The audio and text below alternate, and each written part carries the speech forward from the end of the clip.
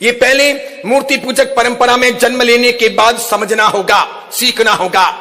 अपने में से बहुत सारे पागल लोग हैं जो भगवान को बाद में और भैरू जी को पहले पकड़ते हैं। ऐसे पागल भी हैं जो भगवान को बाद में और माणिभद्र वीर को पहले पकड़ते हैं। ऐसे भी हैं जो भगवान को बाद में और घंटाकर्ण वीर को पहले पकड़ते हैं।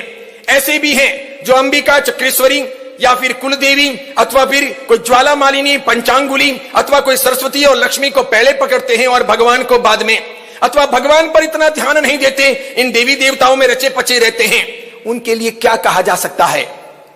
उनके लिए इतना ही कहूंगा, अभी उनका जैन कुल में जन्म बाकी है।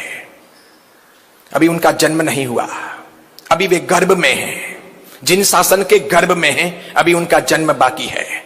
जिन शासन पाकर के भी वो धर्म की व्यवस्थाओं को समझे नहीं है। मैं आप सबसे कहना चाहूंगा, हाथ जोड़कर मिच्छामि दुक्कडम देते हुए, माफी मांगते हुए, जो सुन रहे हैं लाइव, उनके लिए भी और आपके लिए भी, कि मैं भैरू जी का, घंटाकर्ण वीर का, माणिभद्र वीर का, अथवा भूमिया जी का, अथवा पद्मावती माता का, चक्रेश्वरी माता का, सरस्वती माता का, लक्ष्मी माता का, ज्वाला मालिनी माता का, किसी भी जिन शासन के देवी देवता का अथवा किसी प्रकार की साधना पद्धति का विरोधी नहीं हूं। मैं उसके अगेंस्ट में नहीं बोल रहा हूं, मैं आपको समझा रहा हूं, आप समझें कि आपका क्रम क्या हो। मुझे ये बताइए, पिताजी भूखे बैठे हों, माताजी भूखी बैठी हों और आप नौकरों को खिलाने लगो या दोस्त को खिलाने लगो, ये उचित है क्या? पिताजी को बैठने को चेयर ना हो, माताजी को बैठने को कुर्सी ना हो, वे खड़े हों और आप किसी दोस्त को बुला करके बिठा दो, ये उचित है क्या? या नौकर को बिठा दो, ये उचित है क्या? नहीं। सम्मान की एक प्रक्रिया होती है कि जो तपस्वी हैं उनकी भक्ति पहले करनी है, जो बूढ़े हैं उनकी भक्ति पहले करनी है, जो अशक्त हैं यानी कि निर्बल हैं, दुर्बल हैं अथवा बीमार हैं, उनकी भक्ति पहले करनी है। उसके बाद में किसका क्रम आएगा? जवान लोगों का क्रम उसके बाद में आएगा। समझो कोई बालक रो रहा है तो उनकी भक्ति पहले करनी है। समझो हम किसी के घर में वहरने के लिए जाएं, आप हमको कोई स्वादिष्ट वस्तु या कोई भी अच्छी चीज वहरा रहे हैं, अचानक आपका छोटा सा बेटा या छोटी सी बेटिया उस वस्तु के लिए जिद करने लगे और रोने लगे, तो साधु के लिए नियम है कि साधु भगवंत को वो रोते रोते वहरना नहीं है। साधु भगवंत को यह कह देना है कि पहले आप उसको दे दीजिए।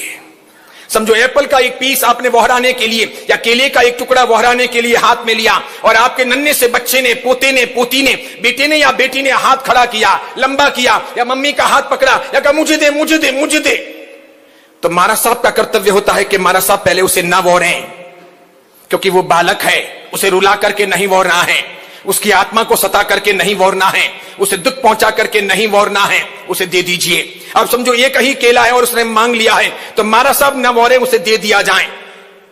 क्योंकि ऐसा हो जाने के बाद में जब महाराज साहब चले जाएंगे तो मम्मी बराबर 70 भेदी पूजा उतार देगी, साला नालायक, मालूम नहीं पड़ता है, कभी से केला पड़ा था, खाया नहीं, महाराज साहब को वहराने लगी और तभी तूने हाथ में से ले लिया, महाराज साहब के पात्र में से केला वहराने से रह गया, लाभ नहीं मिला अपने को। नहीं, ऐसा सब करना नहीं होता, क्योंकि वो बच्चे हैं, छोटे हैं, नादान हैं, उन्हें यह पता ही नहीं है कि सुपात्र दान क्या है, उन्हें खाने की लालसा है, इसलिए उन्होंने मांग लिया।